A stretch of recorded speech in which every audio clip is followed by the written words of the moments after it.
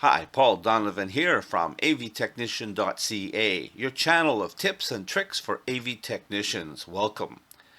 Today I'm going to start a multi-part series of videos on OBS Studios. Probably the program that you're going to want to learn a lot about if you're going to become an AV technician, and most especially as a result of doing a whole lot of online programming or events, virtual events and so on, like Zoom and Teams and so on. So I hope you enjoy this video.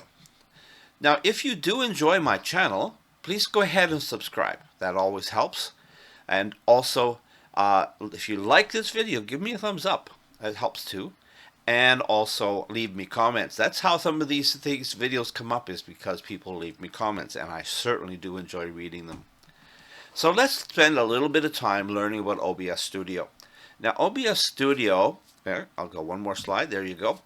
OBS Studio is a free program. Now, it's not one of those trick things where it's free to download, but then you got to pay for something. No, it is a free program to download. It's a free program to use. They will never ask you for money. They do ask you for donations, but they don't bug you about it. It is a commonly accepted thing that you will maybe give them a donation, but you're not going to see a reminder asking you to do that. So don't worry about it. You can download this thing from www.obsproject.com. The link is right there on the screen. And it's not a huge download. It takes some, depending on the speed of your internet, it's about 400 megabyte download, something like that. It's not huge. It works on just about any Windows computer, almost any Mac computer, and I'm not talking about old machines. If you're running Windows 10 or better, you're fine. If you're running one of the latest batches of Mac OS, I'd forget the names of them, you should be just fine. There is even a version that runs on Linux, and I have no idea what versions are there in Linux. This program works the same whether you're on a Mac, a Windows, or a Linux computer. The operations are exactly the same. And the support that you can get through the forums and through the community is outstanding. So go ahead and download the program and install it on a computer. I'm going to pretend that you hit pause and that you downloaded and installed it and has started it up, and then you're going to carry on. So pretend I just paused while you did that. Okay, there we go. You did it. Okay. No, I didn't freeze. I just did that for dramatic effect. Isn't that cool? I'm not so dramatic, yeah. All right, so let's take a peek at the OBS. There is the user interface when you first start up OBS. Okay, looks pretty cool. First thing I'm going to point out to is right now you see one big black window. This is the program. But I'm going to point to one of the things, which is over here where it says Studio Mode, where you'll get a left and a right. This on the left is a preview, and this on the right is the program. Now, those of you who like to do live video production with video switchers and stuff, or like to have your preview and like to have your program, sometimes it's referred to A, B, and stuff like that. Either method works for you. I have become very used to working in the studio mode. In fact, when I work with it in this mode, I get slightly confused because when you're in normal mode, every change you make happens immediately to the live program. Whereas in the studio mode, you make all your changes here on the left side, and then you transition it over, and there. Okay, so let's get familiar with the layout. I'll leave it in studio mode. Okay, up across the top, we have the usual text things that are it's file, edit, view, docs, profile, scene, collections, tools, and help. All the usual stuff that is up the top of a Windows computer. Similar thing for Windows or for Mac, and similar thing for Linux. All right, on the left side it says preview scene, and on the right side it says program scene. And remember, if you're not in that mode, it doesn't say those words. All right, and in the middle you have your transition buttons, which we'll learn about. If you're in standard mode, those transition buttons don't show. Okay. Now down below that we have sort of the properties line and the filters line. Almost everything you do, almost every source you have, has properties and has filters available to it. The next thing, and this is the standard setup when you first start up OBS, is the first one on the left is the scenes. This is where you create an individual scene for how you want things to look. And to the right of that is sources. This is that scene. Right now we have the word scene and the sources. So the sources can be a camera, can be audio, can be graphics, can be videos, or whatever it is you may have. The next one over is audio mixer, and we'll learn more about that as we go through. The audio mixer lets you see that your needle's bouncing and knows that your recording's happening. In this side here, right here, we have the transitions. You can have the transitions. You choose between fade and cut, and so on. And then the last one on the right-hand side is the controls. This is the controls which help you decide if you're going to start streaming, start recording, start a virtual camera, studio mode, or normal mode, and settings and exit. Then in that bottom line is your status. It tells you if you're live as in if you're streaming, if you're recording, as well as how much of your CPU is currently being used by the program. So this is the basic interface associated with working with OBS. You'll notice that each of these little windows has a little pop-out where you can click on it and it'll pop out that window to be free and clear. And then if you want to put it back in, you can put it back in, and you just have to play with the game a little bit to get it back in place. And then you play with the size, and you can, this happens to all these, with the scenes, the sources, the auto mixer, the scene and the controls. There are even some programs that can be added in that will have their own little interface window. Like I often use the multi-source when I'm doing streaming to multiple streaming services. I have another one here for multi-stream, but this one's not here at this point. Now, the basic thing you want to do, I forgot to mention, at the bottom of each of these boxes here, you have a plus mark, which is where you can add scene. You have a trash can for getting rid of a scene. You have a open scene filters, up and down if you want to move them up and down, because you can change the order things are. That's the same on top of the sources side. Now on the mixer side, you have advanced properties and audio mixer menu, right? And then here, all you have is a plus mark to add different types of transitions, or trash to get rid of transitions, and then transition properties. And there's none of those buttons on this side, although there is the one button here, which is the settings. So this is how you configure your virtual camera. But I don't jump ahead of the game yet because I just want to get this far. So are you okay so far? Is it so far good? Let's see. Let's pop into learning about the settings. Now you can get the settings from down here, or you can go up to Profile, Dock, Edit. Right? You got the file. There it is. It's up there to Files and get to Settings, or you can hit on Settings, and it opens up a window like this. This window, I'm assuming you're seeing it just fine. You should be, because I see it on my recording. All right, so the first tab is General. This is your general settings, okay? You can choose languages. There are other languages available. You can choose the language you choose. I have UK English, but you can go to English, which is the old American versions. You can also choose to change your theme. You can go with a dark theme. You can go with a gray theme. You can go with a light theme. I find that very blinding. You can go with Rachi. Ooh, colorful. You can go with System. I forgot Aki, didn't I? And then the default is Yami.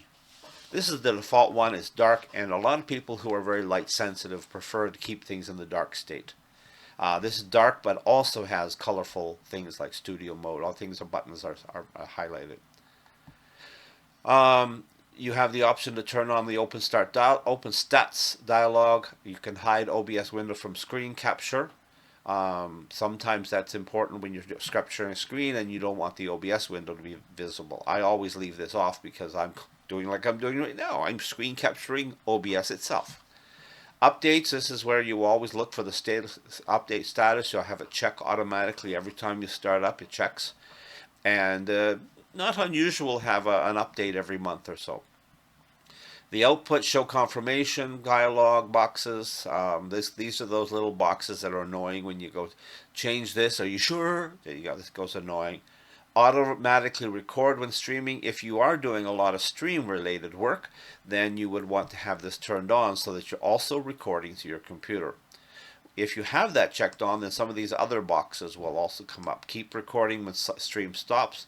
Automatically start replay buffer and keep replay buffer. Then it'll go down your source alignment snapping. This allows you to snap things around on your setup. The default is 9.5. It's just to snap things. It keeps things moving in those areas and so on. Projectors. Now that word sounds ominous, but that means that if you've got multiple monitors, you can actually send any source or scene out to an external monitor or even up to the projector in the big world. This is handy if you don't want your cursor to show up, because sometimes that monitor you just want to have it just plain and simple. You have to save the projectors. If you have engaged the projectors, you want to save them and limit to one full screen projector per screen. System tray, if you turn this feature on, then you'll have down in your system tray a little icon. Minimize when started, always, and so on. Preview, this is what the preview looks like, so hide overflow, that's all the edging, which you'll see at some point, and so on. Importer, so know where to pick up importing. Studio mode, transition to screen when double clicked. Enable portrait vertical and enable. Okay, show preview program labels, and then multi-view, which is again I'll show you in a bit.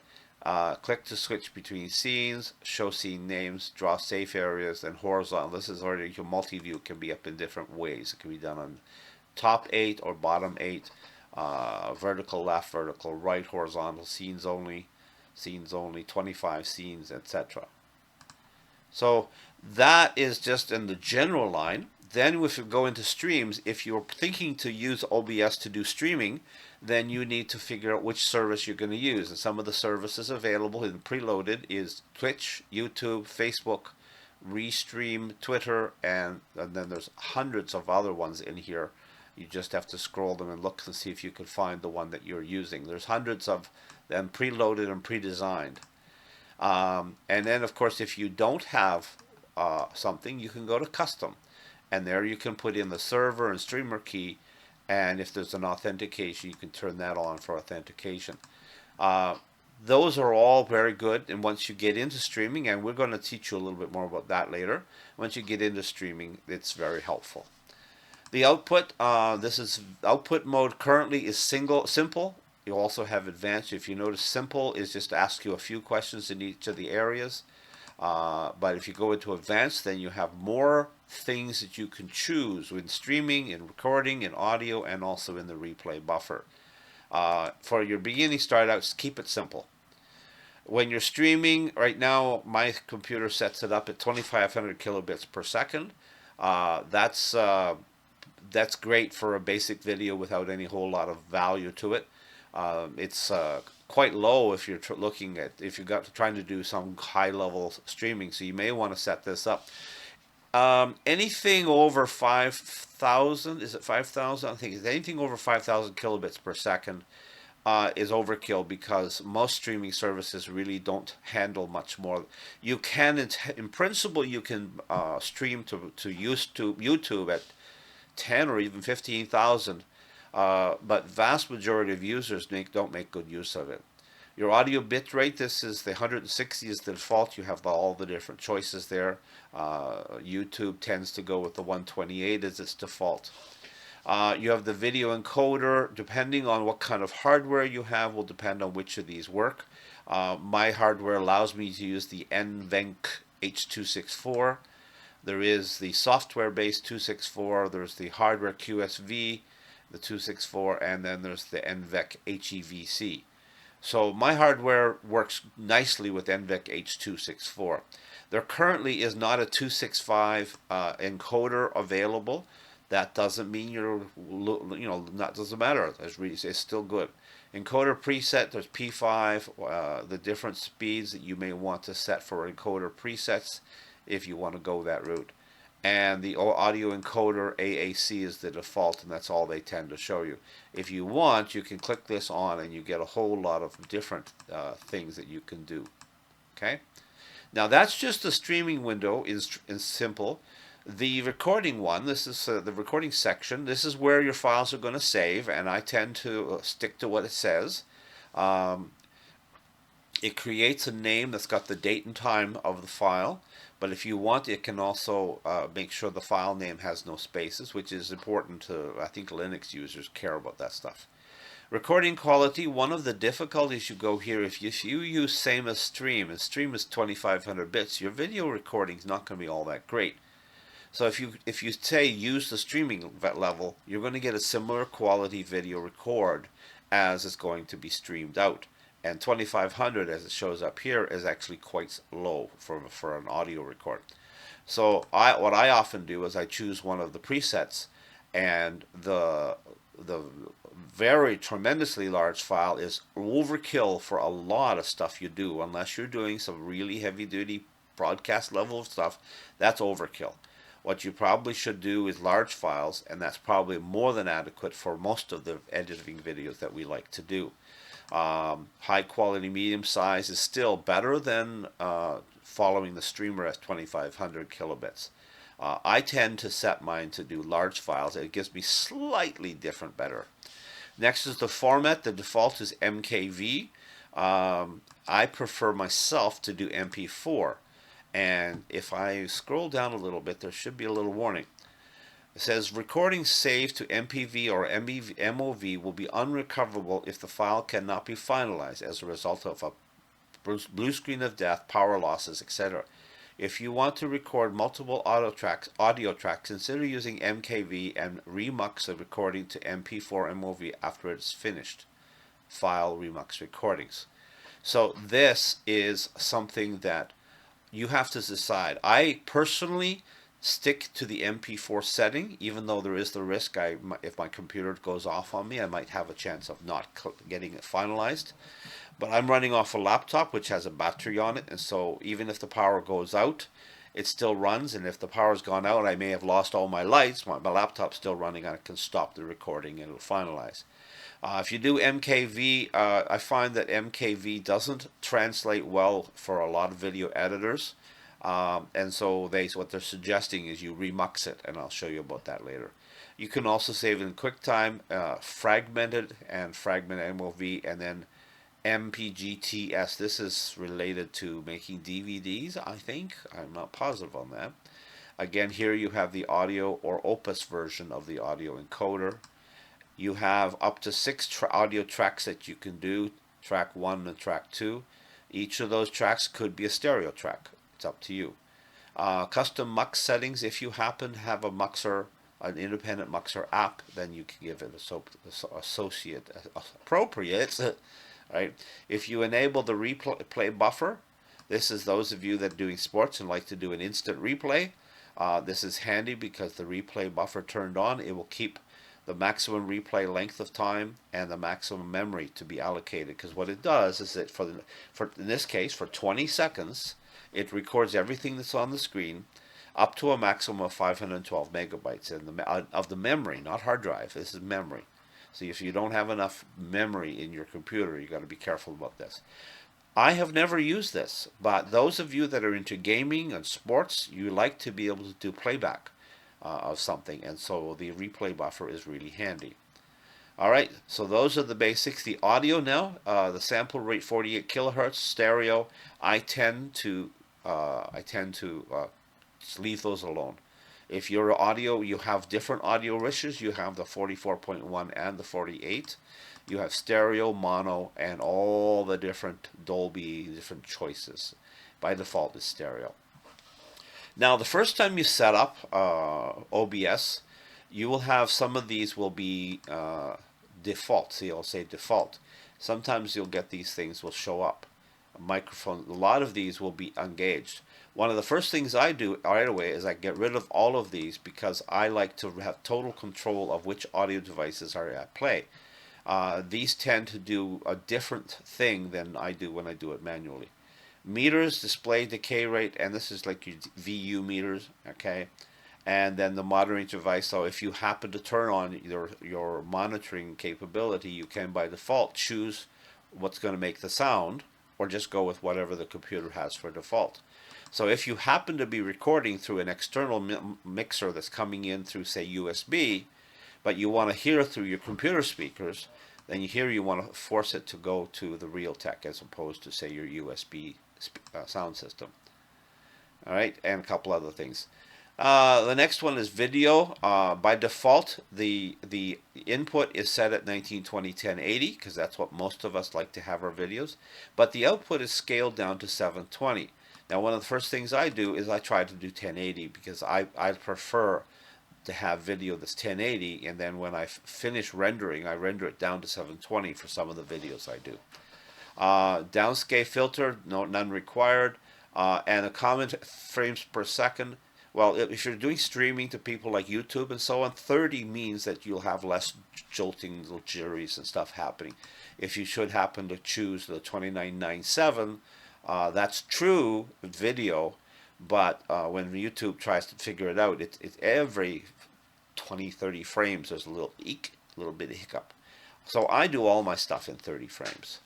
The other one here, hotkeys. If you want to set something, you can do on your keyboard, say an Alt 2 or something like that, to automatically do different things. There's a whole raft of the different things that can happen, and those can be set. Even switching scenes, all can be done by hotkeys. Accessibility, this helps with different colors, helps out those that may have a visual issues. And advanced, this is your processor, right? Normally it's normal, so if you've got decent processor on your computer, this would not be helpful. Video, it's depending on what your computer can do. My computer has Direct 3D. That's the only choice. Color format, this is where there's various color formats. Those of you that get into this seriously. Your color space, your white levels, nominal peaks, and so on. A lot of changes, things you can work on there. You're recording the file format. The file format is going to be CCYY, which is year 4 digits. MMM, which is month as a decimal number. DD is day of the month at the 0 padded. HH, hour. MMSS. Overwrite any files that exist. So if you happen to make a file that can overwrite by the same name. And then also you can set your files to automatically remux to MP4. So what you do, if you're recording the MKV, you could turn this on, and then what happens is that it will automatically remux when you close or stop recording. Stream delay enable. This is again memory dependent, so it does use up some of your memory, not hard drive memory. This is important if for some reason you feel you need to have a delay in your stream from what you have to what gets out to the stream. Those who are gamers don't like that anyway. This is helpful if you're streaming, if your internet goes down. It enables the system to automatically reconnect. Retry delay 2 seconds, maximum retry is 25. So if you've got a very reliable internet, your stream might go down if the internet's doing bad. If you've got this turned on, it will attempt to reconnect and carry on from there. I don't believe it buffers everything, but it does reconnect. Bind to IP, so you can bind to the IP, or you can bind to the by default, or you can choose which one of the numbers you are going to use. All right, sources enable browser source hardware acceleration, handy thing. Hotkey focus behavior, never disable hotkeys. You don't want to turn off your hotkeys, that would be nasty. Okay, so that's the general stuff, and you hit apply and you end up saving all your settings. There you have a basic setup. Oh my goodness, have I really gone that far? All right, so what I'm going to do now is I'm going to come back to you and say, okay, this is as far as I'll go with this one. This is the user interface and the settings. And what I'll do is I'll end this video here. And if you want to, well, I'll set up part 2 to come up, and we'll do part 2 in a few minutes. Don't forget to click like if you like this video, hit subscribe, and to leave me comments as well. I really appreciate your comments. Hi, I'm Paul Donovan, and thank you very much for watching. And this has been OBS on avtechnicians.c, your channel for tips and tricks for AV technicians. Have a great day. See you again.